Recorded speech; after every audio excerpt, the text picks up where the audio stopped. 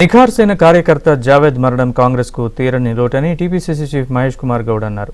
జావేద్ ఆశయాలను ముందుకు తీసుకెళ్లేందుకు ప్రతి ఒక్కరూ కృషి చేయాలన్నారు. ఖమ్మంలో నిర్వహించిన జావేద్ సంతాప సభకు మీనాక్షి నటరాజన్, పొంగులేటి, తుమ్మల అజారుద్దీన్ హాజరయ్యారు.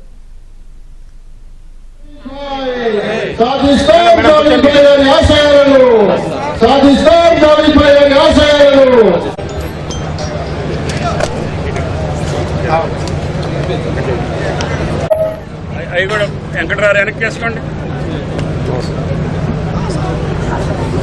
కొత్తగూడెం జిల్లా కాంగ్రెస్ ఇది యాదృచ్ఛికమో ఏంటో కానీ నెక్స్ట్ డే నేను, మీనాక్షి గారు, ముఖ్యమంత్రి గారు ఈ కుల కార్పొరేషన్స్ అన్ని కూడా ఫైనల్ చేస్తా ఉన్నాం. ఫైనల్ చేసే క్రమంలో దుర్గాప్రసాద్ గారిని చైర్మన్ చేయాలన్నప్పుడు నేను జావేద్ కూడా ఉండిపోయినాడు, పోయినసారి రావాలి, జావేద్ కూడా చేయాల్సిన అవసరం ఉందన్నప్పుడు మీనాక్షి అంది ఎన్ఎస్వై ఆర్జీపీఆర్ఎస్లో పనిచేస్తున్నారు, తప్పకుండా ఇవ్వాలని.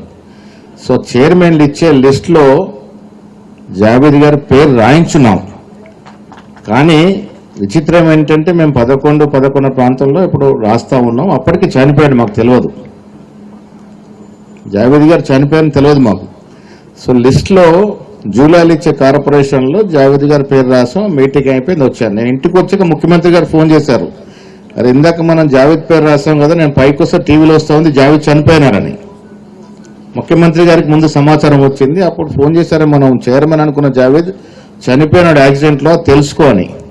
విజయానికి తోడ్పడ్డటువంటి జావేద్ లేకపోవటం అందరికీ ఎల్తిగానే ఉంది. అది సహజ మరణం అయితే కొంత సముదాయించుకోవచ్చు, కానీ అకాల మరణం అవటం మూలాన ఇందాక పొంగులేటి గారు చెప్పినట్లుగా సరైనటువంటి సమయాన్ని ఆయన కోల్పోవటం, ఆయన పడ్డ కష్టానికి పార్టీ రుణం తీర్చుకునే సందర్భంలో దూరం అవటం పార్టీకి మనందరికీ నష్టం, బాధ. అయినా సరే జావేద్ గారి కుటుంబ సభ్యులు ఇద్దరు రత్నాలు లాంటి కూతుర్లు ఉన్నారు. అదేవిధంగా